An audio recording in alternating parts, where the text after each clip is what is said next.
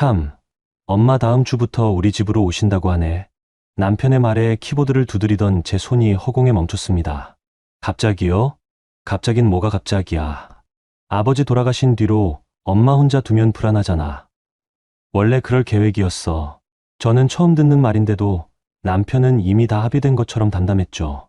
그럼 어머님이 언제까지 계실 건데요? 언제까지는 또 왜 나와? 우리가 모시고 사는 거지.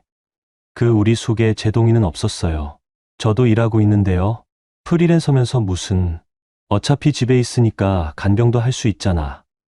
모니터 속에서 반짝이던 내 작업물들이 한순간 싸구려 심부름값처럼 초라해졌습니다. 그 말 한마디는 제 인생 전체를 대가 없이 바치라고 명령받은 기분이었죠. 그때 저는 아무 말도 못한 채 천천히 노트북을 덮었습니다. 하지만 그는 몰랐어요.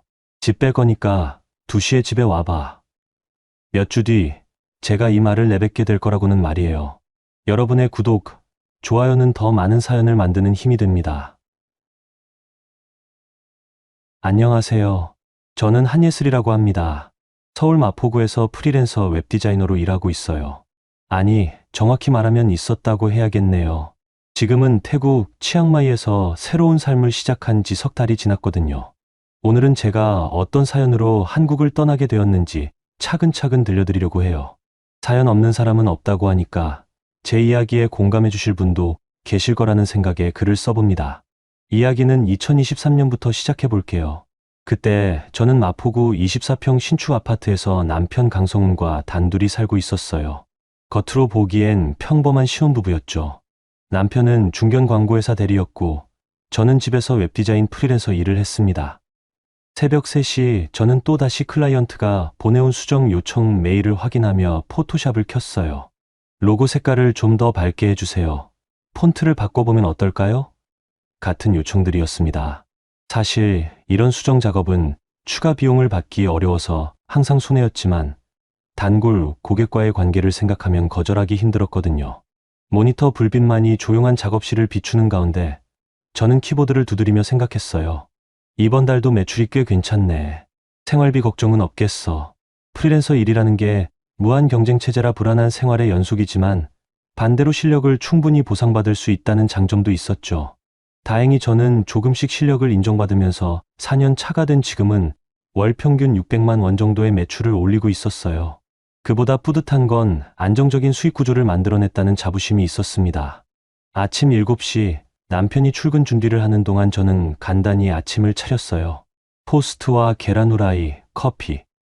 늘 그렇듯 성우는 급하게 먹고는 잘 있어 라는 인사도 없이 나가버렸습니다. 혼자 남은 거실에서 커피를 마시며 저는 휴대폰으로 가계부 앱을 열어봤어요. 지난달 지출 내역들이 주르르 나열되어 있었습니다. 공과금 28만 원, 관리비 15만 원, 식비 45만 원.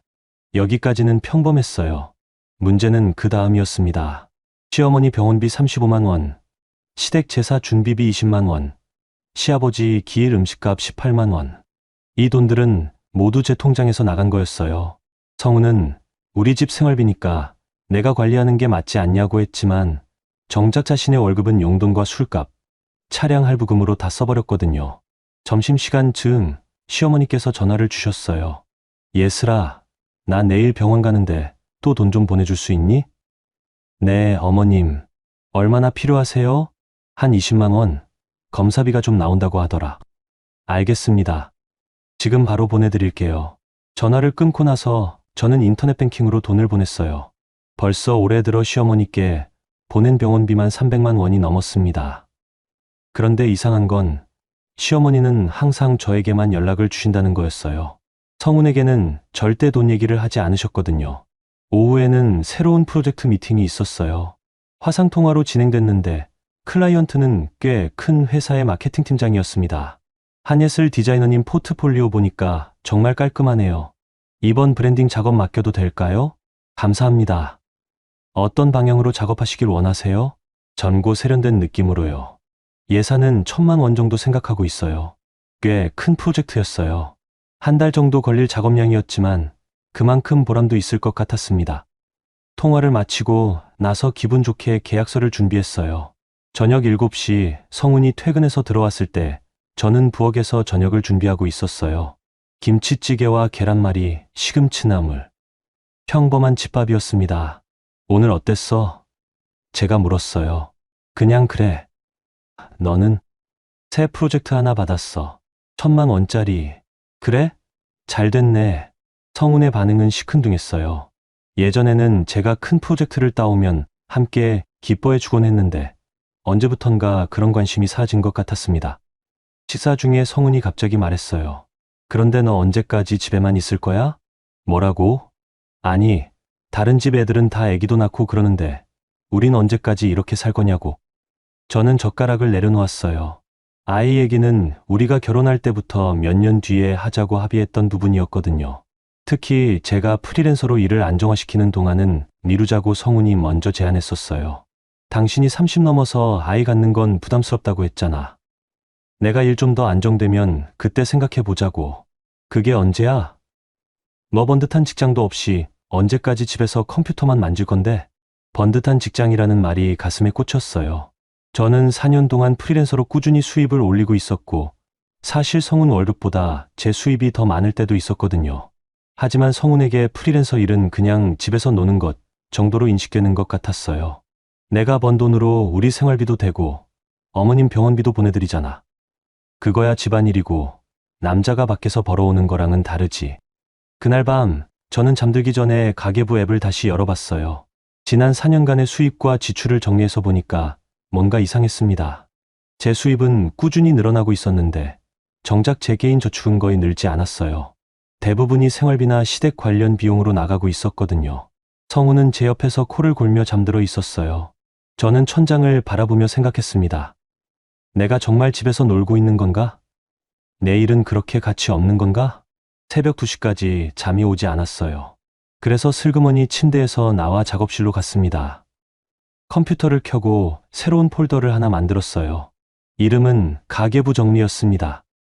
왠지 모르게 그날부터 모든 영수증과 계좌 이체 내역을 정리해서 보관해야겠다는 생각이 들었거든요. 그때는 몰랐어요. 그 작은 폴더 하나가 제 인생을 완전히 바꿀 것이라는 걸 말이에요. 그로부터 일주일 후 제 일상의 작은 균열이 시작되었어요. 어느 비 오는 화요일 저녁이었습니다. 성훈이 평소보다 일찍 들어왔어요. 6시쯤이었나?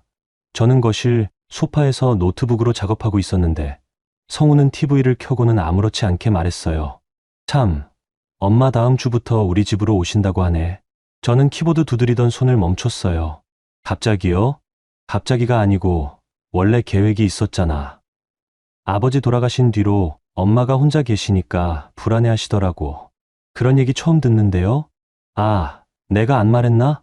어쨌든 이제 말하잖아. 성훈의 말투는 이미 결정된 일을 통보하는 식이었어요. 제 의견을 묻는 게 아니라 그냥 이렇게 될 예정이니까 알아둬라는 느낌이었습니다. 그럼 어머님이 언제까지 계실 예정이세요? 언제까지가 뭐야? 우리가 모시고 사는 거지. 모시고 산다는 게 넌 어차피 집에 있으니까 간병도 할 수 있잖아. 엄마도 나이 드시면서 몸이 안 좋아지시는데 혼자 두기가 그렇더라고. 저는 노트북 화면을 그대로 바라보며 성훈의 말을 들었어요. 넌 어차피 집에 있으니까 라는 표현이 귀에 맴돌았습니다. 마치 제가 할 일이 없어서 시간이 남아도는 사람인 것처럼 말하는 거였어요. 그런데 간병이 필요하실 정도로 몸이 안 좋으신가요?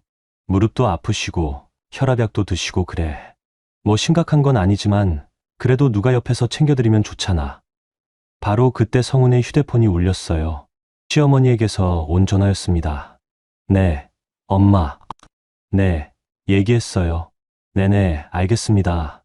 짧은 통화 후에 성훈이 전화기를 건네더라고요. 엄마가 예슬이하고 얘기하고 싶다고 하네. 저는 전화기를 받았어요.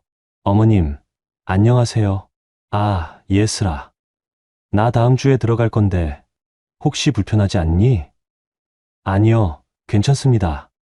다행이네. 사실 혼자 있으니까 너무 무서워서 그래. 밤에도 잠이 안 오고. 네, 이해해요. 그리고 내가 집에 있으니까 내가 병원 갈 때도 함께 가줄 수 있잖아. 혼자 가기가 힘들더라고. 네, 그럼요. 며느리가 집에 있으면 원래 다 하는 거지. 내 친구들도 다들 그렇게 살아. 고마워, 예슬아. 통화를 끝내고 나서 저는 잠깐 멍하니 앉아 있었어요. 며느리가 집에 있으면 원래 다 하는 거라는 말이 마음에 걸렸거든요. 성훈이 다시 말했어요. 엄마가 걱정이 많으시긴 해. 아버지 돌아가시고 나서 우울해하시는 것 같더라고. 우리가 잘 모셔야지.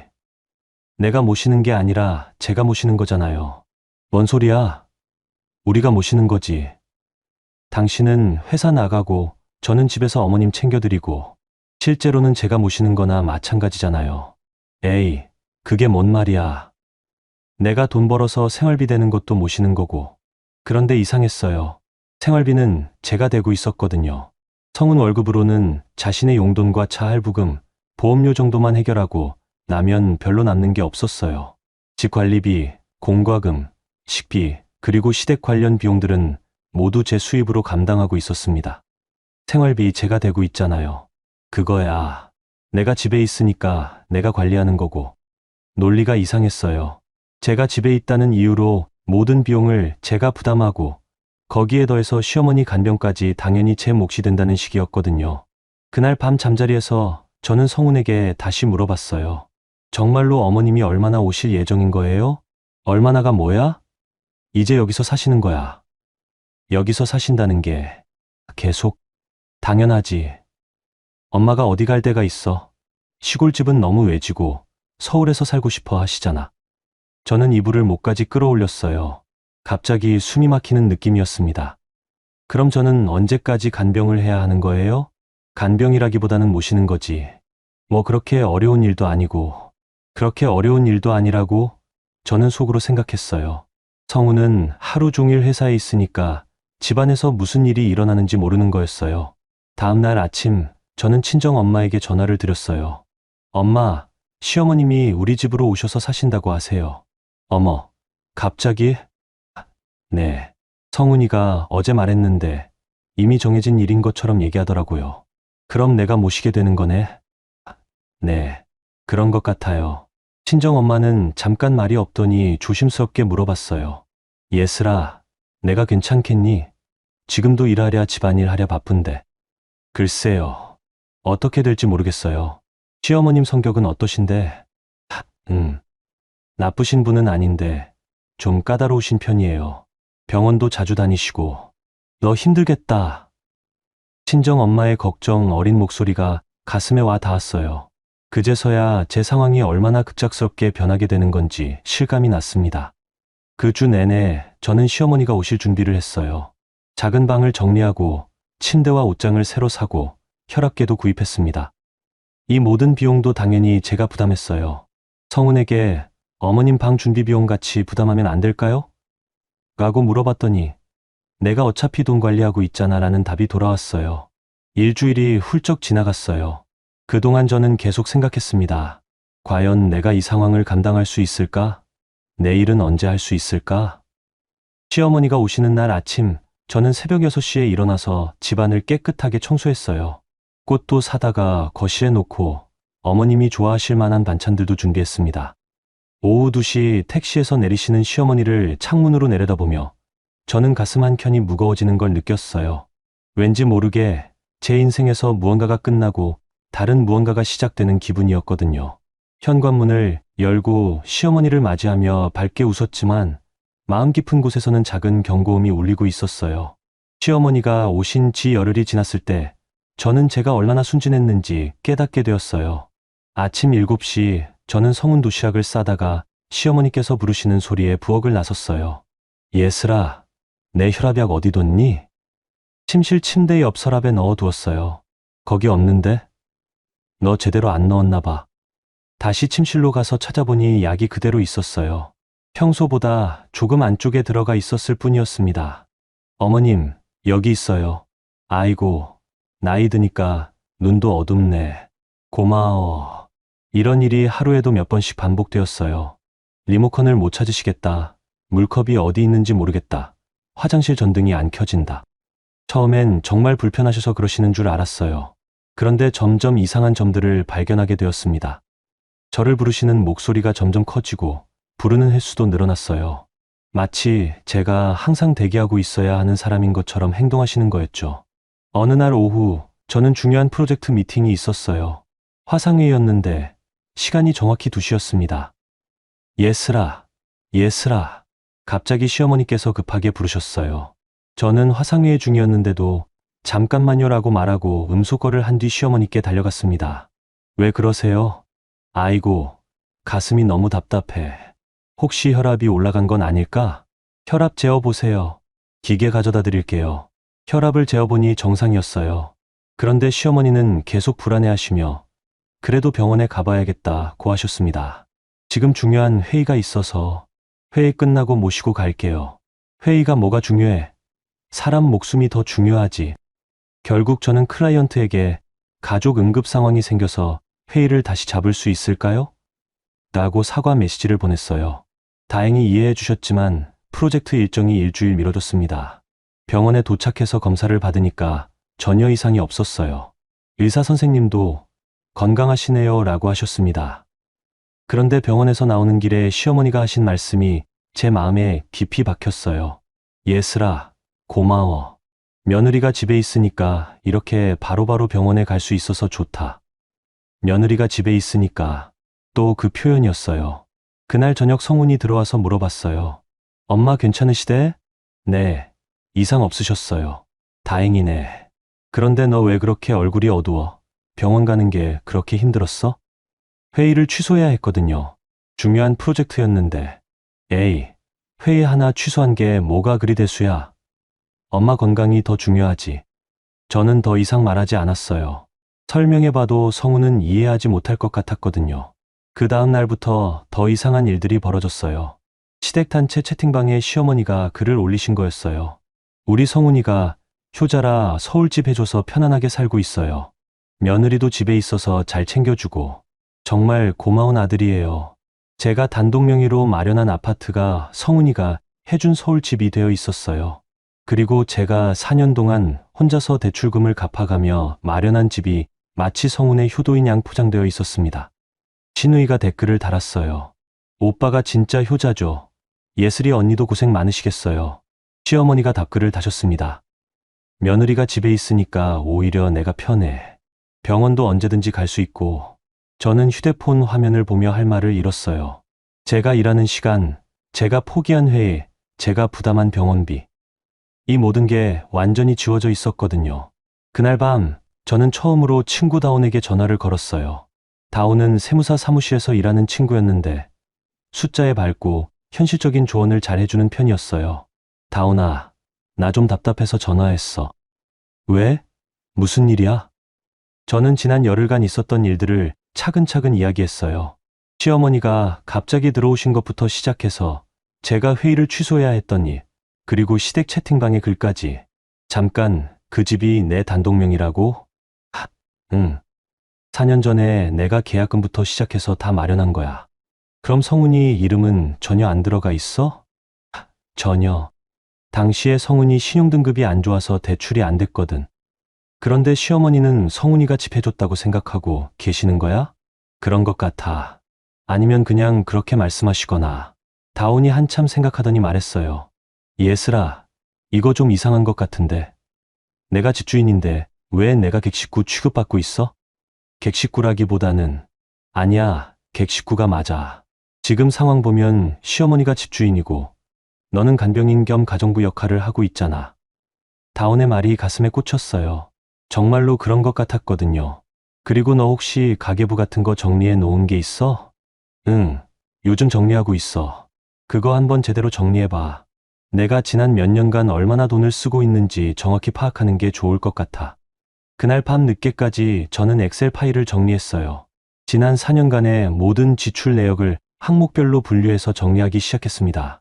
생활비, 공과금, 관리비, 식비, 그리고 시댁 관련 비용들, 병원비, 제사 준비비, 명절 선물비, 기일 음식비, 약값, 건강검진비. 숫자들을 모두 합쳐보니까 놀라운 사실을 발견했어요. 지난 4년간 시댁 관련으로 제가 쓴 돈이 3천만 원이 넘었더라고요. 그런데 성훈이 시댁에 쓴 돈은 명절 용돈 정도가 전부였어요. 새벽 2시 저는 노트북 화면을 바라보며 한숨을 쉬었어요. 숫자는 거짓말을 하지 않았습니다. 제가 이 집의 실질적인 가장이었던 거예요. 그런데 아무도 그 사실을 인정하지 않았어요. 오히려 저는 집에 있는 사람, 근본 없는 며느리로 취급받고 있었습니다. 그때 갑자기 성훈의 차 소리가 들렸어요. 새벽 2시에 들어오는 게 요즘 부쩍 잦아졌는데 회식이라고 했습니다. 하지만 술 냄새는 별로 나지 않았어요. 문득 궁금해져서 저는 성훈의 차량에 달린 블랙박스를 확인해 봤어요. 차 키가 현관 테이블에 있으니까 쉽게 확인할 수 있었거든요. 그런데 녹화 파일을 보니까 수상한 점들이 몇 가지 보였어요. 저희 집에서 멀리 떨어진 지역의 모텔 앞에서 차가 멈춘 기록이 여러 번 있었거든요. 저는 가만히 블랙박스 화면을 바라보며 생각했어요. 혹시 성훈이가? 하지만 확신하기에는 증거가 부족했어요. 그래서 일단 그 파일들을 USB에 복사해서 따로 보관해 뒀습니다. 다음 날 아침 시어머니가 또다시 말씀하셨어요. 예슬아, 우리 성훈이 참 착하지. 엄마 서울로 모셔와서. 네, 너도 고마워야 해. 남편이 이렇게 효자인 집이 어디 있어? 저는 대답 대신 그냥 미소만 지었어요. 하지만 마음속에서는 무언가가 조용히 끓어오르고 있었습니다. 시어머니가 오신 지 한 달이 지나면서 제 상황은 더욱 심각해졌어요. 토요일 오후 시댁 식구들이 모두 우리 집에 왔어요. 시누이 부부와 아이들, 그리고 시아주버니까지. 총 8명이나 되는 식구들이 좁은 거실에 모여 앉았습니다. 시어머니가 말씀하셨어요. 다들 왔으니까 중요한 얘기를 하나 하자. 나 이제 여기서 계속 살 건데 방 하나는 완전히 내 방으로 정했으면 좋겠어. 시누이가 맞장구를 쳤어요. 당연하죠, 어머니. 그런데 혹시 나중에 유산 문제나 그런 것 때문에 분쟁이 생기지 않을까요? 무슨 분쟁이야? 아니, 이 집이 오빠 단독 명의가 아니잖아요. 예슬이 언니 이름으로 되어 있다고 들었는데. 시아주버니가 끼어들었어요. 그러게 말이야. 나중에 만약 이혼이라도 하게 되면 어떻게 되는 거야? 저는 멀뚱히 앉아서 이들의 대화를 들었어요. 마치 제가 없는 곳에서 제 재산에 대해 이야기하고 있는 것 같았거든요. 성훈이 입을 열었어요. 뭔 그런 걱정을 해. 우리가 이혼할 이유가 어디 있어. 그래도 확실하게 해놓는 게 좋지 않을까. 등기를 형제들 이름으로도 나눠서 넣어 놓으면 분쟁도 없을 거고. 시누이가 눈을 반짝이며 말했어요. 그거 좋은 생각이네. 오빠 이름 50%, 우리 이름 25%씩. 어때요? 야, 너희들이 뭔 상관이야? 성훈이 웃으며 말했지만 별로 기분 나빠하는 것 같지는 않았어요.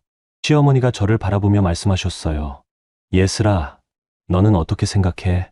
모든 시선이 저에게 집중되었어요. 저는 잠시 망설이다가 조심스럽게 입을 열었습니다. 집이 제 단독 명의로 되어 있는 이유가 있어요. 계약금부터 대출금까지 모두 제가 마련한 거거든요. 순간 거실이 조용해졌어요. 시아주버니가 어이없다는 듯 말했어요. 그게 뭔 소리야? 부부인데 내거가 어디 있어? 맞아요. 결혼하면 모든 재산이 공동재산이죠. 시누이도 거들었어요. 성훈이 저를 째려보며 말했어요. 야, 내가 번 돈이 얼마나 된다고 그래? 어차피 우리 집 이름으로 해놨잖아. 집 이름이 제 이름으로 되어 있잖아요. 그거야 그때 상황이 그랬던 거고 실제로는 우리 집이지. 시어머니가 끼어드셨어요. 예슬아, 너 지금 뭐 하자는 거니? 우리가 남이야? 남이 아니죠. 하지만 이 집을 마련할 때, 아이고, 이것 봐. 며느리가 시어머니한테 집 주인 행세를 하네. 시누이가 코웃음을 쳤어요. 언니, 요즘 며느리들이 다 그래요. 자기가 조금 번다고 목에 힘주고, 조금 번다는 게 아니라 실제로 이 집의 모든 비용을 제가. 성훈이 소리를 높였어요. 야, 지금 뭐 하는 거야? 우리 가족 앞에서 돈 얘기를 왜 해? 저는 입을 다물었어요. 더 이상 말해봐야 소용없을 것 같았거든요. 시어머니가 차분하게 말씀하셨어요. 예슬아, 내가 말하는데 며느리가 시어머니 노후 걱정하는 건 당연한 일이야. 내가 여기서 편안하게 살려면 내가 좀 양보해야 하는 거 아니니? 양보요? 그래, 양보. 나이 들면 고집도 세지고 까칠해지기도 해. 그걸 며느리가 이해하고 맞춰 줘야지. 시아주버니가 거들었어요. 맞아. 우리 어머니 혼자 시골에서 얼마나 외로우셨는데 이제 서울에서 편안하게 사실 수 있게 됐으니까 좋은 일이지. 시누이가 아이들을 데리고 방으로 들어가면서 중얼거렸어요. 진짜 요즘 며느리들은 이해를 못하겠어. 시어머니 모시는 게 그렇게 힘든 일도 아닌데. 저는 소파에 앉아서 이 모든 상황을 지켜봤어요. 제가 4년 동안 혼자 힘으로 마련한 집이 시어머니 노후 요새로 변해가고 있었고, 저는 그 집에서 방 하나도 제대로 배정받지 못한 채 간병인 역할을 하고 있었거든요. 성훈이 제게 와서 속삭였어요. 야, 너 지금 뭐 하는 거야? 우리 가족들 앞에서 왜 이러고 있어? 나는 그냥 사실을 말한 거야. 사실이 뭐가 중요해? 분위기 파악 좀 해. 내가 분위기 파악을 해야 하는 거야? 당연하지. 너 지금 가족들 앞에서 나한테 망신 주고 있는 거 몰라? 저는 성훈의 얼굴을 가만히 바라봤어요. 4년 전 결혼할 때 이 사람이 이런 식으로 말하리라고는 전혀 예상하지 못했거든요. 알겠어. 저는 짧게 대답하고 부엌으로 갔어요. 설거지를 하면서 찬물에 손을 담그고 있으니까 조금 정신이 들었습니다. 부엌에서 시댁 식구들의 대화가 들렸어요. 성훈아, 예슬이 교육 좀 시켜야겠다. 네, 어머니. 제가 얘기할게요. 요즘 젊은 며느리들이 다 그래. 자기가 돈 좀 번다고 주인 행세를 해. 그러게 말이에요. 우리 때는 그런 게 없었는데. 저는 설거지를 멈추고 수도꼭지를 잠갔어요. 그리고 휴대폰을 꺼내서 메모장을 열었습니다. 집, 나의 것, 단 5글자를 적었어요. 그런데 그 글자들이 이상하게 무거워 보였습니다. 시댁 식구들이 모두 돌아간 후 시어머니가 저를 부르셨어요. 예슬아, 이리 와봐. 네. 오늘 우리 얘기 들었지? 네. 내가 내 기분이 상했을 수도 있다는 걸 안다. 하지만 이해해 줘야 해. 나도 이 나이에 며느리 집에 얹혀 사는 게 편한 건 아니야. 네. 그런데 어쩔 수 없잖아. 나한테 갈 데가 어디 있어. 시골집은 너무 외지고 서울에서 혼자 살기에는 돈도 부족하고. 시어머니는 한숨을 쉬시며 계속 말씀하셨어요. 내가 조금만 양보해 주면 우리 가족이 모두 행복할 수 있어. 나도 편안하게 노후를 보낼 수 있고 성훈이도 효자 소리 들을 수 있고. 제가 양보하면 모두 행복해진다는 말씀이세요? 그럼. 며느리가 희생하면 가족이 화목해지는 거야. 그게 우리나라 전통이고. 저는 시어머니의 얼굴을 가만히 바라봤어요. 나이가 들면서 생긴 주름과 피로한 눈빛, 그리고 그 속에 숨어있는 간절함을 읽을 수 있었어요. 하지만 동시에 깨달았습니다. 시어머니에게 저는 희생하는 사람이었어요. 제 꿈이나 목표, 미래 계획은 전혀 고려 대상이 아니었습니다. 알겠습니다. 저는 짧게 대답하고 방으로 들어갔어요. 그날 밤 새벽 2시 저는 잠을 이루지 못하고 뒤척였어요. 옆에서 성우는 코를 골며 자고 있었고 옆방에서는 시어머니의 작은 기침 소리가 들렸습니다. 문득 제가 이 집에서 가장 외로운 사람이라는 생각이 들었어요. 집주인인데 집주인 대접을 받지 못하고, 가장인데 가장으로 인정받지 못하고, 며느리라는 이름으로 모든 걸 감당해야 하는 사람. 그때 마음속에서 무언가가 조용히 끊어지는 소리가 들렸어요. 마치 오래된 실이 한계를 견디지 못하고 뚝 하고 끊어지는 것처럼 말이에요. 저는 침대에서 일어나 노트북을 켰어요. 그리고 새로운 폴더를 만들었습니다. 이름은 내 인생이었어요. 여러분, 지금까지 예슬님의 이야기 어떻게 들으셨어요? 참 마음이 답답하면서도 어딘가 익숙한 상황이라는 생각이 들죠. 자신이 마련한 집에서 객식구 취급받는 며느리, 경제적 기여는 무시당하면서 희생만 강요받는 현실. 정말 많은 분들이 공감하실 것 같습니다. 예슬님의 마음속에서 무언가가 끊어지는 순간을 함께 느끼셨을 텐데요. 과연 그녀가 어떤 선택을 하게 될지 이어지는 이야기도 계속 들어봐 주세요. 그날 밤이 지나고 나서 저는 완전히 다른 사람이 된 것 같았어요. 월요일 아침, 저는 평소보다 일찍 일어나서 중요한 결정을 내렸습니다. 시어머니가 아직 주무시는 새벽 5시, 저는 조용히 집안을 돌아다니며 필요한 것들을 챙기기 시작했어요. 먼저 안전금고에서 집 등기부등본과 인감도장, 그리고 대출 관련 서류들을 꺼냈어요. 그 다음엔 4년간 정리해 놓은 가계부 엑셀 파일과 모든 영수증들, 그리고 성운의 블랙박스에서 복사해 놓은 USB까지. 캐리어 대신 서류 가방에 이 모든 것들을 조심스럽게 넣었습니다. 아침 7시 성운이 일어나자 저는 평상시와 똑같이 아침을 차려주었어요. 토스트와 계란 후라이, 커피. 성운은 늘 그랬듯이 급하게 먹고 나갔습니다. 시어머니께서 8시경에 일어나셨을 때 저는 이미 마음의 준비를 끝낸 상태였어요. 예슬아, 오늘 뭐 할 거니? 친정에 잠깐 다녀올 예정이에요. 언제 들어와? 조금 늦을 수도 있어요. 그럼 점심은? 냉장고에 반찬 있으니까 드세요. 전화 주시면 언제든지 올게요. 시어머니는 별다른 의심 없이 고개를 끄덕이셨어요. 저는 평소와 다름없는 목소리로 인사를 드리고 집을 나섰습니다. 친정은 저희 집에서 지하철로 40분 거리에 있었어요. 서류 가방을 들고 지하철에 앉아 있으니까 마치 중요한 출장을 떠나는 직장인이 된 기분이었어요. 친정 현관문을 열며 엄마 나왔어요 라고 말했을 때 친정 엄마는 평상시와 다른 제 표정을 바로 눈치채셨어요. 예슬아, 무슨 일이야? 엄마, 나 당분간 여기서 지낼게요. 어머, 왜? 저는 거실 소파에 앉아서 지난 한 달간 있었던 모든 일들을 차근차근 이야기했어요. 시어머니가 갑자기 들어오신 것부터 시작해서 토요일에 있었던 재산 분할 이야기까지. 친정 엄마는 제 이야기를 끝까지 들으신 후에 한숨을 크게 쉬셨어요. 아이고, 우리 예슬이가 얼마나 힘들었을까. 엄마, 제가 가져온 자료들 좀 봐주세요. 저는 서류 가방에서 4년간의 가계부 엑셀 파일을 꺼냈어요.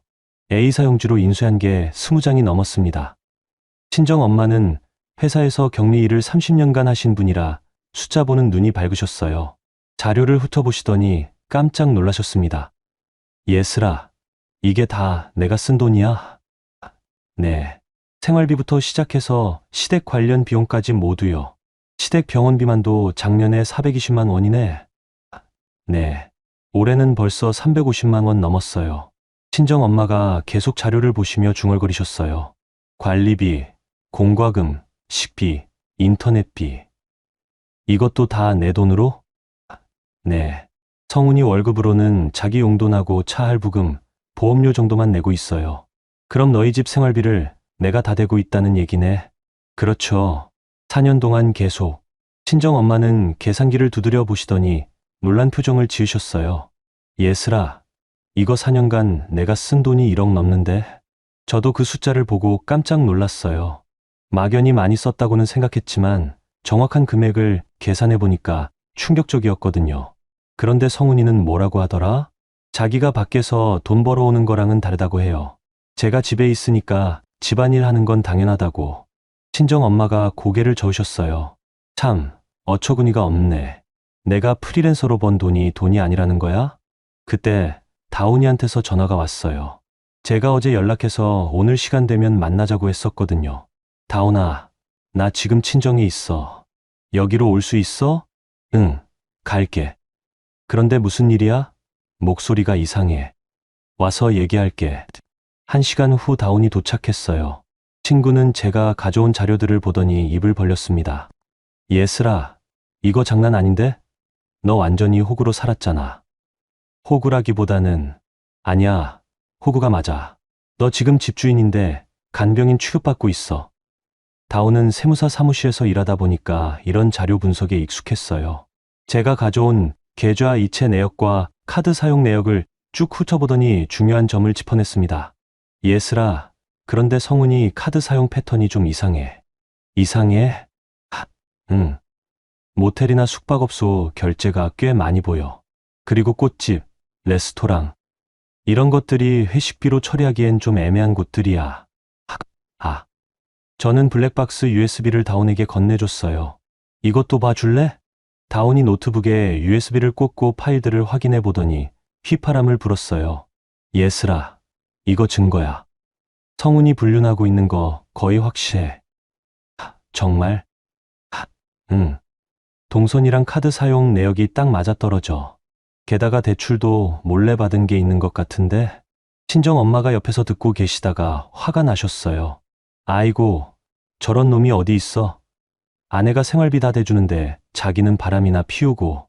다운이 저를 바라보며 진지하게 말했어요. 예슬아, 이거 그냥 참고 넘길 일이 아니야. 이건 경제적 착취에 불륜까지 더해진 거야. 그럼 어떻게 해야 할까? 일단 변호사 상담받고 이혼 준비해야지. 그리고 내 재산은 내가 지켜야 해. 친정 엄마도 맞장구를 치셨어요. 맞아. 예슬아, 내가 고생해서 마련한 집을 왜 저들이 나눠 가지려고 해? 그날 오후 저희는 동네 부동산에도 들렀어요. 집 매매에 대해서 미리 상담을 받아두고 싶었거든요. 부동산 사장님은 친정 엄마와 오래 아는 사이였어요. 예슬이 집이 마포 신축이라고. 그럼 시세가 꽤 좋을 텐데. 네. 지금 얼마 정도 할까요? 한 7억 정도? 요즘 그 지역 잘 나가거든. 제가 4년 전에 5억 2천에 샀는데 대출금이 3억 정도 남아 있어요. 그럼 팔면 4억 정도는 남겠네. 괜찮은 수익이야. 부동산 사장님이 명함을 주시며 말씀하셨어요. 혹시 정말 팔 생각이면 언제든지 연락해. 그 동네 집은 금방 나가. 집으로 돌아가는 길에 다운이 저에게 말했어요. 예슬아, 너 이제 결정해야 해. 계속 그렇게 살 거냐, 아니면 내 인생을 찾을 거냐. 찾는다는 게 이혼하고 내 집 지키고 내가 하고 싶은 대로 살아보라는 얘기야. 친정 엄마도 제 손을 꼭 잡으셨어요. 예슬아, 엄마가 보기에도 더 이상은 안 될 것 같다. 네, 건강이 제일 중요해. 그날 밤 친정에서 잠을 자면서 저는 처음으로 마음이 편안했어요. 시어머니 부르는 소리도, 성은의 코 고는 소리도 들리지 않는 조용한 방에서 저는 제 미래를 생각해 봤습니다. 내가 정말로 원하는 삶은 뭘까? 답은 의외로 간단했어요. 제가 번 돈으로, 제가 선택한 곳에서 제가 원하는 방식으로 사는 것.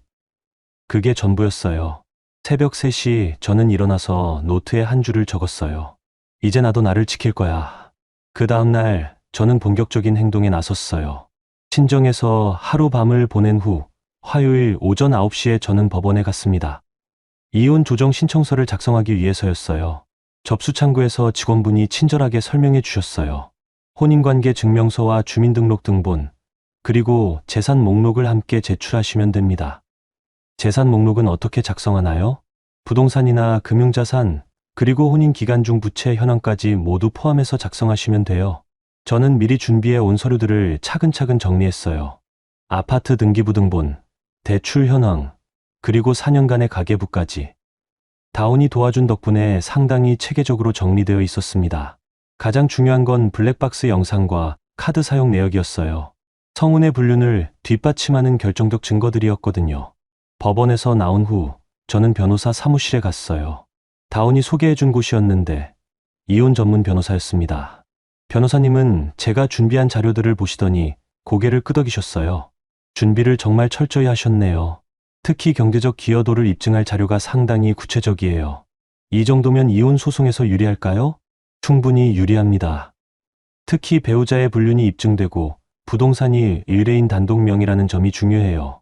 변호사님이 계속 설명해 주셨어요.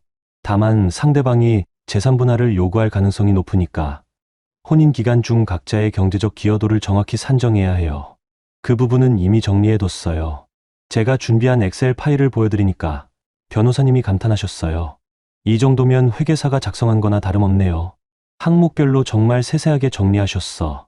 상담을 마친 후 저는 마포구청에 가서 전입신고를 했어요. 주민등록을 친정 주소로 옮기는 절차였습니다. 점심시간에 다운과 만나서 부동산 중개사에게 연락했어요. 사장님, 어제 상담받은 한예슬입니다. 아, 마포 아파트 말씀하시는 거죠? 네. 매매 진행하려고 하는데 언제쯤 가능할까요? 언제든지 가능해요. 그런데 집 비워놔야 사람들 보러 와요. 내일 오후 2시쯤 비울 수 있어요. 그럼 내일 2시에 매물 올리고 바로 보러 오는 사람들 데려갈게요. 다운이 옆에서 걱정스러운 표정을 지었어요. 예슬아, 성훈이한테 미리 얘기 안 해도 괜찮을까? 괜찮아. 어차피 내 집이니까. 그래도 갑자기 이러면 성훈이가 깜짝 놀랄 텐데. 놀라는 게 당연하지. 지금까지 자기 집인 줄 알고 살았을 테니까. 그날 오후에는 이사센터에도 연락했어요. 내일 오후 2시에 짐을 빼야 하는데 가능한가요? 어떤 짐들인지 말씀해 주세요. 침대, 옷장, 그리고 개인 물건들이요. 2톤 트럭 한 대면 충분할 것 같네요. 어디로 옮기시는 거예요? 창고로 임시 보관하려고 해요. 모든 준비가 끝난 후 저는 성훈에게 카톡을 보냈어요. 집 뺄게. 2시에 집에 와봐. 메시지를 보낸 후 휴대폰을 바로 꺼버렸어요. 성훈이 전화를 걸어올 게 뻔했거든요. 그날 밤은 친정에서 보냈어요. 내일이 제 인생에서 가장 중요한 날이 될 것 같았습니다. 수요일 오후 1시 50분, 저는 마포 아파트 앞에 도착했어요. 부동산 중개사와 이사센터 직원들이 이미 와서 기다리고 있었습니다. 한예슬 씨죠? 이사 준비 다 됐어요. 네, 고생하세요. 정확히 2시에 성훈이 택시에서 내렸어요. 얼굴이 새하얘서 정말 놀란 티가 확연히 났습니다. 성훈이 현관 앞에서 이사센터 트럭을 보더니 저에게 달려왔어요. 야, 이게 뭐야? 왜 이사업체가 와 있어? 집 빼기로 했어. 집을 뺀다고. 갑자기 왜? 갑자기가 아니야. 오늘 오후 2시에 매물로 나가기로 했어. 성훈이 어리둥절해하는 사이 부동산 중개사가 다가왔어요. 실례합니다. 집주인 한예슬 씨가 맞으시죠? 네, 맞아요. 그럼 이분은? 남편이에요. 곧 전 남편이 될 사람이고요. 부동산 중개사가 성훈을 바라보며 설명했어요. 이 집은 한예슬 씨 단독 명의 부동산입니다. 오늘부로 매매 의뢰가 정식 접수됐어요. 성훈이 완전히 당황한 표정으로 저를 바라봤어요. 야, 정신 나갔어? 이게 무슨 짓이야? 내 집 내가 파는데 왜? 무슨 내 집이야? 우리 집이지. 저는 가방에서 등기부등본을 꺼내서 성훈에게 보여줬어요. 여기 봐. 소유자가 누구로 되어 있어? 성훈이 등기부등본을 보더니 말문이 막혔어요. 소유자란에는 분명히 한예슬 이름만 적혀 있었거든요. 이건 그때 상황이 그래서 그런 거고. 그때 상황이 뭔데? 내 신용등급이 좋아서 대출받기 쉬우니까. 맞아. 내 돈으로 계약금 내고 내 이름으로 대출받고 4년간 내가 혼자 대출금 갚았어. 이사센터 직원들이 계속 짐을 나르고 있었어요. 시어머니 방에 있던 침대와 옷장들이 줄줄이 계단으로 내려왔습니다. 성훈이 이사센터 팀장에게 소리쳤어요. 야, 잠깐만. 누가 이사하라고 했어? 팀장이 차분하게 대답했어요. 집주인 한예슬 씨가 의뢰했습니다. 여기 계약서 있어요. 집주인이 누구라고? 한예슬 씨요. 등기부등본으로 확인했어요. 그때 시어머니가 캐리어를 끌고 아래층에서 올라오셨어요. 복도 상황을 보시더니 깜짝 놀라셨습니다. 이게 뭐야? 왜 이사를 해? 저는 시어머니께 정중하게 말씀드렸어요. 어머님, 죄송해요. 제가 이 집을 매물로 내놓기로 했어요. 매물로? 갑자기 왜? 이혼하기로 했어요. 그래서 집도 정리하는 거예요. 시어머니가 성훈을 바라보며 물어보셨어요. 성훈아, 이게 무슨 일이야? 성훈이 대답도 못하고 있는 사이 부동산 중개사가 시어머니께 설명드렸어요. 어르신, 이 집은 한예슬 씨 단독 명의 부동산입니다. 매매 처분권이 완전히 한예슬 씨에게 있어요. 시어머니의 얼굴이 새하얘졌어요. 그럼 내가 어디서 살라는 거야? 저는 가방에서 이혼 조정 신청서 사본을 꺼냈어요. 이미 법원에 이혼 조정 신청을 접수했어요. 그리고 이것도 보세요. 제가 성훈에게 건넨 건 지난 4년간의 가계부 정리본이었어요. 생활비, 공과금, 관리비, 그리고 시댁 관련 비용까지. 모두 제가 부담한 거예요. 성훈이 서류를 보더니 얼굴이 더욱 하얘졌어요. 이런 걸 왜 정리해놨어? 그리고 이것도 봐. 블랙박스 영상 캡처 사진들을 보여줬어요. 모텔 앞에서 찍힌 성훈의 차량 사진들이었습니다. 이건 카드 사용 내역이랑 동선이 다 맞아떨어져. 꽃집에서 꽃 사고, 레스토랑에서 식사하고, 모텔에서 2시간씩 머무르고. 성훈이 완전히 말을 잃었어요. 그 순간 이사센터 직원이 저에게 말했어요. 사모님, 짐 정리 다 끝났어요. 고생하셨어요. 부동산 중개사도 말씀하셨어요. 그럼 저는 매물 사진 찍고 올릴게요. 이 정도 집은 일주일 안에 계약될 거예요. 저는 성훈을 마지막으로 바라보며 말했어요. 우리가 같이 쓴 건 정리했고 당신이 가져갈 건 아무것도 없어. 성훈이 떨리는 목소리로 물어봤어요. 너 정말로 이혼할 거야? 응. 이미 결정했어. 시어머니가 주저앉으며 울기 시작하셨어요. 내 노후는 어떻게 되는 거야? 내가 어디서 살라는 거야? 저는 시어머니께도 정중하게 말씀드렸어요. 어머님, 시골집이 있으시잖아요. 그리고 성훈이가 이제 어머님 모실 방법을 찾아야죠. 그때 부동산 중개사가 말씀하셨어요. 아, 벌써 관심 보이는 분이 계시네요. 3시에 보러 오신다고 연락 왔어요. 저는 성훈과 시어머니를 바라보며 마지막 말을 했어요. 1시간 안에 짐 정리하고 나가주세요. 이제 여기는 제 집이 아니니까. 현관문을 나서는 순간 저는 처음으로 진짜 자유로워진 기분을 느꼈어요. 그날 오후 3시 저는 친정으로 돌아가지 않고 근처 카페에 앉아 있었어요. 성훈과 시어머니가 어떻게 반응하는지 지켜보고 싶었거든요. 카페 창문을 통해 아파트 현관이 보였는데 30분쯤 지나서 캐리어 2개를 끌고 나오는 시어머니와 성훈의 모습이 보였어요. 휴대폰이 계속 울리고 있었지만 받지 않았어요. 성훈이 걸어오는 전화였을 테니까요. 대신 다온에게 문자를 보냈습니다. 집 정리 끝났어. 이제 진짜 시작이야. 다온에게서 바로 답장이 왔어요. 예슬아, 정말 대단해. 어떤 기분이야? 후련해. 진짜 내 인생을 찾은 기분이야. 오후 4시경 부동산 중개사에게서 전화가 왔어요. 한예슬 씨, 오늘 집 보러 온 분이 바로 계약하고 싶다고 하시네요. 그래요? 빨리 됐네요. 네. 금액도 7억으로 제시하셨어요. 어떻게 하시겠어요? 좋아요. 계약 진행해 주세요. 그럼 내일 오전에 계약서 작성하러 오시겠어요? 네, 그럴게요. 전화를 끊고 나니 정말 실감이 났어요. 제가 4년간 갚아온 집이 정말로 팔리는 거였어요. 저녁에 친정으로 돌아가니까 엄마가 걱정스러운 표정으로 맞이해 주셨어요. 예슬아, 정말 괜찮니?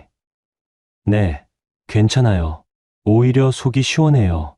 성훈이한테서 전화 안 왔어? 왔는데 안 받았어요. 더 이상 할 얘기가 없어요.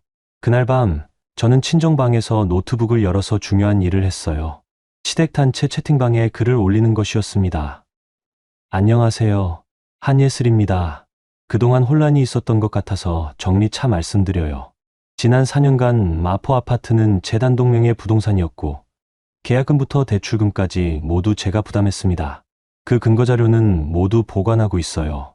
또한 생활비, 공과금, 시댁 병원비, 제사 준비비 등도 제가 부담했습니다. 이 역시 모든 영수증과 계좌이체 내역이 있어요. 성훈 씨의 불륜 사실도 블랙박스 영상과 카드 사용 내역으로 확인했습니다. 따라서 오늘부로 이혼 절차를 진행하며 집도 매매 처분하기로 했습니다.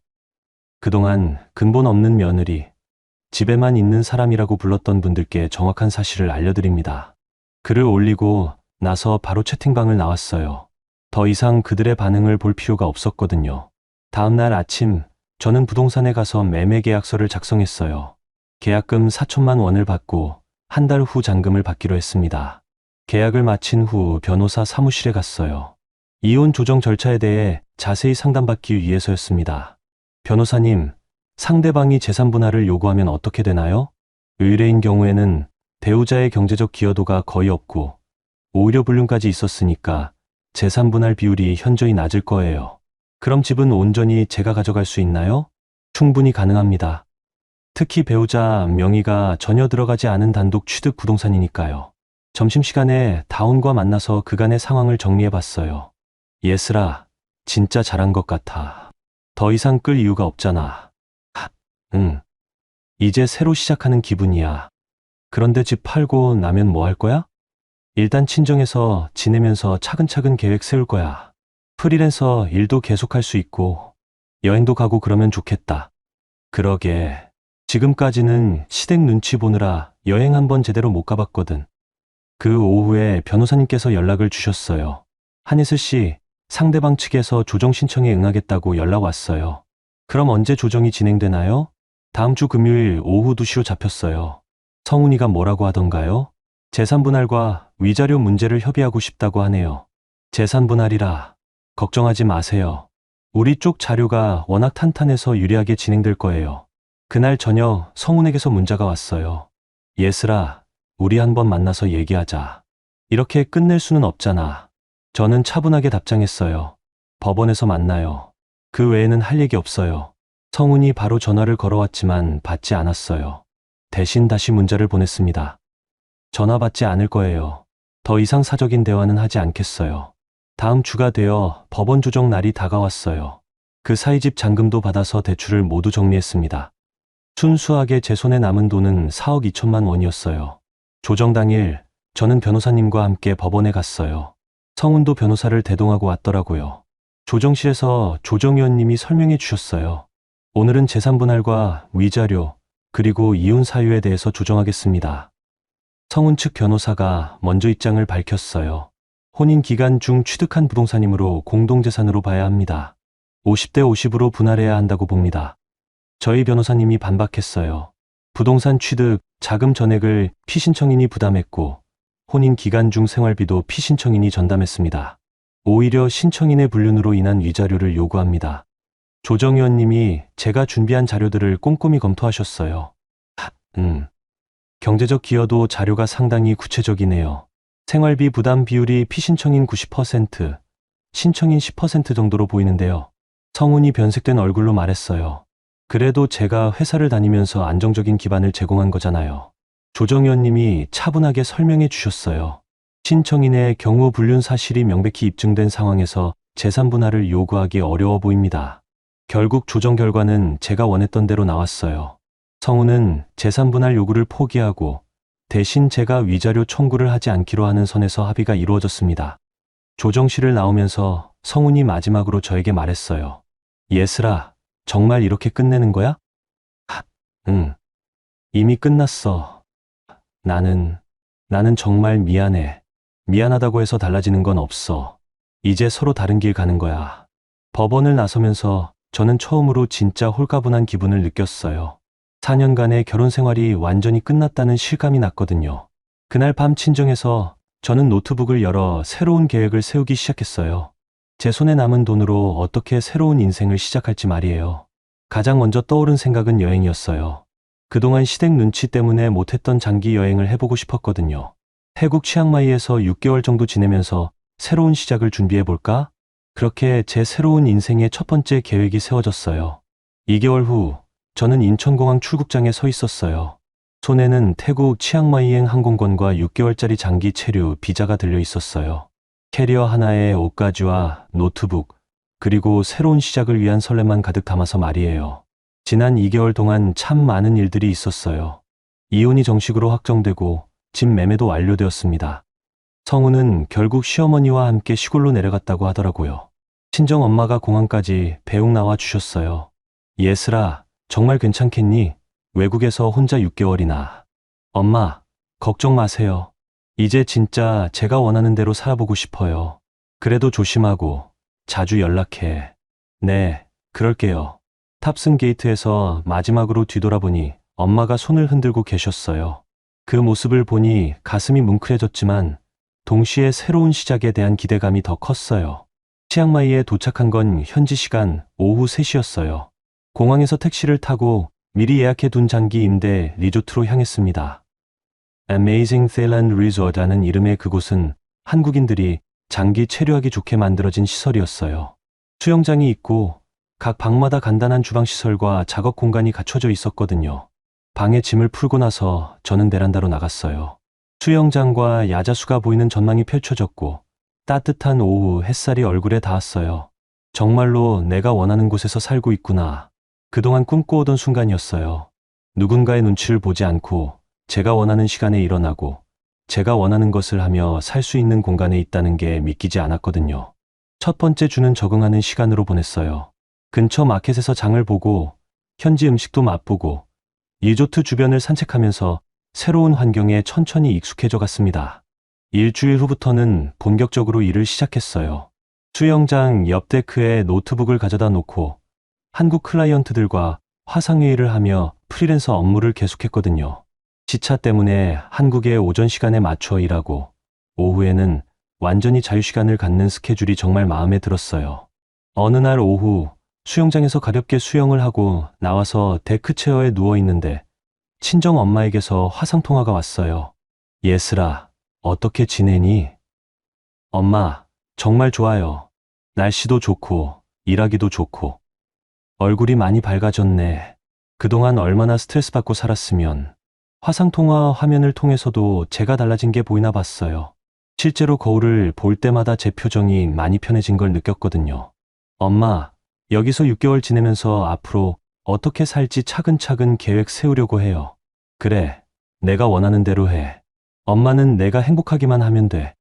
화상통화를 마치고 저는 노트북을 열어서 새로운 사업 계획을 작성하기 시작했어요. 그동안 프리랜서로만 일했는데 이제는 좀 더 안정적이고 확장 가능한 일을 해보고 싶었거든요. 한국에서 온라인 디자인 에이전시를 설립하는 계획을 세우고 있었어요. 제가 그동안 쌓아온 네트워크와 실력을 바탕으로 다른 프리랜서들과 함께 협업할 수 있는 시스템을 만들어 보려고 했습니다. 치앙마이에 온 지 3개월쯤 되었을 때 다운이가 놀러 왔어요. 예슬아, 완전 딴 사람이 됐네. 그래? 뭐가 달라 보여? 표정이 완전 달라. 전에는 항상 뭔가 걱정스러운 표정이었는데 지금은 정말 편해 보여. 다운과 함께 치앙마이 시내를 돌아다니며 지난 몇 달간 있었던 일들을 이야기했어요. 그런데 성훈이 소식 들었어. 다운이 조심스럽게 물어봤어요. 아니, 궁금하지도 않아. 시어머니랑 시골에서 사는데 되게 힘들어한다더라. 그럼 그렇지. 서울에서 편안하게 살려고 했던 건데. 너는 정말 후회 안 해? 전혀. 오히려 왜 진작 이렇게 하지 않았나 싶어. 저녁에는 리조트 레스토랑에서 함께 식사를 했어요. 태국 음식을 먹으면서 미래 계획에 대해 이야기했습니다. 예슬아, 한국 돌아가면 뭐 할 거야? 일단 에이전시 설립하고 강남에 작은 사무실 하나 얻을 거야. 그럼 혼자 살 거야? 응. 이번엔 정말 내 취향대로 꾸민 공간에서 살고 싶어. 다운이 4일 머무르다가 돌아간 후 저는 더욱 구체적으로 귀국 계획을 세웠어요. 한국으로 돌아가는 날은 6개월 체류, 기간이 끝나는 다음 달 15일로 정했습니다. 치앙마이에서의 마지막 달은 정말 소중한 시간이었어요. 그동안 하지 못했던 것들을 마음껏 해봤거든요. 요리 클래스도 듣고 태국 마사지도 배우고 현지 친구들도 사귀었어요. 무엇보다 매일 아침 수영장에서 수영을 하고 오후에는 카페에서 책을 읽는 여유로운 일상이 좋았습니다. 그 과정에서 제가 정말로 원하는 삶이 무엇인지 명확해졌어요.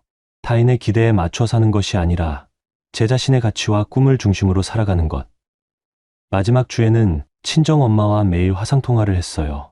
엄마, 제가 많이 달라진 것 같죠? 그럼. 완전히 다른 사람이 됐어. 목소리도 밝아지고 6개월 동안 정말 많은 생각을 했어요. 앞으로는 진짜 나답게 살려고요. 그래, 그게 맞아. 내 인생은 내가 사는 거야. 귀국 전날 밤, 저는 리조트 수영장 옆에 앉아서 지난 6개월을 되돌아봤어요. 4년간의 결혼 생활에서 잃어버렸던 나 자신을 다시 찾은 시간이었어요. 누군가의 며느리, 누군가의 아내가 아니라 한예슬이라는 한 사람으로서의 정체성을 회복한 시간이었습니다. 그리고 깨달았어요. 복수의 끝은 상대방을 파괴하는 것이 아니라 나 자신을 지키고 새롭게 세우는 것이라는 걸 말이에요. 인천공항에 도착했을 때 친정 엄마가 마중 나와 주셨어요. 예슬아, 정말 달라졌네. 엄마가 봐도 그래요? 응. 완전히 다른 사람 같아. 공항에서 나오면서 저는 새로운 다짐을 했어요. 이제 진짜 나답게 살자. 다시는 누군가의 희생양이 되지 말자. 한 달 후, 저는 강남의 작은 디자인 사무실을 열었어요. YS 디자인 에이전시라는 이름으로 말이에요. YS는 제 이름 영술리스의 이니셜이었습니다. 사무실 벽면에는 치앙마이에서 찍은 사진들을 걸어두었어요. 그 시간들이 제게 얼마나 소중한 의미인지 잊지 않기 위해서였습니다. 6개월 후 에이전시는 안정적으로 운영되고 있었어요. 함께 일하는 동료들도 생겼고 고정 클라이언트들도 확보했습니다. 무엇보다 좋았던 건 모든 결정을 제가 내릴 수 있다는 것이었어요. 누구의 눈치도 보지 않고 오직 제 판단과 가치관에 따라 일하고 살아갈 수 있게 된 거죠. 어느 날 저녁 사무실에서 야근을 하고 있는데 다운이가 치킨을 들고 찾아왔어요. 예슬아, 요즘 어때? 좋아. 정말 좋아. 후회는 정말 안 해. 혼자 사는 게. 전혀. 오히려 왜 진작 이렇게 살지 않았나 싶어. 그래도 가끔 외롭지 않아? 저는 잠시 생각해보고 대답했어요. 외롭기도 하지. 하지만 외로움과 불행은 다른 거잖아. 전에는 사람들 속에서도 외로웠거든. 지금은 혼자여도 행복해. 다운이 고개를 끄덕였어요. 내가 정말 강해졌구나. 강해진 게 아니라 나 자신을 지키는 법을 배운 거야. 그날 밤 집으로 돌아가는 길에 저는 하늘을 올려다봤어요. 별들이 반짝이고 있었고 차가운 바람이 뺨을 스쳤지만 전혀 춥지 않았어요. 오히려 따뜻했어요. 마음이 제가 선택한 길을 걸어가고 있다는 확신이 있었거든요. 누군가의 노후를 대신 살아주는 며느리가 아니라 자신의 미래를 스스로 설계하는 한 사람의 독립적인 인간으로서 말이에요. 치앙마이 수영장 옆에서 처음 다짐했던 그 말을 다시 한번 중얼거렸어요. 이제 진짜 나답게 살자. 그리고 그 약속을 지키며 살아가고 있습니다. 매일매일 한 걸음씩. 여러분, 오늘 예슬님의 이야기 어떠셨어요? 정말 많은 감정이 들었을 것 같은데요. 마포 아파트에서 시어머니 노후까지 떠안으며 힘겹게 버티던 며느리가 결국 집 뺄게 2시에 집에 와봐라는 한마디로 모든 판을 뒤집고 치앙마이에서 새로운 인생을 시작하기까지의 여정을 함께 지켜보셨죠. 가장 인상 깊었던 건 예슬님이 감정적으로 폭발하지 않고 차분하게 증거를 모으고 계획을 세워서 실행했다는 점이에요. 4년치 가계부 정리, 블랙박스 확인, 법적 절차 준비까지. 정말 치밀하고 현명한 대응이었다고 생각해요. 무엇보다 복수의 끝이 상대방을 파괴하는 것이 아니라 자신을 지키고 새롭게 세우는 것이라는 메시지가 깊이 와 닿았습니다. 남의 노후를 위해 자신의 인생을 포기했던 사람이 이제는 자신만의 미래를 설계하며 살아가는 모습이 정말 아름다웠어요. 살다 보면 누구나 크고 작은 선택의 순간에 마주하게 됩니다. 참고 견딜 것인가? 아니면 용기 내어 변화를 시도할 것인가? 예슬님의 이야기는 때로는 과감한 결단이 얼마나 중요한지를 보여주는 것 같아요. 여러분의 삶에도 이런 작은 위로와 지혜가 되었으면 좋겠습니다. 오늘도 들어주셔서 감사드리고 구독과 좋아요 부탁드립니다.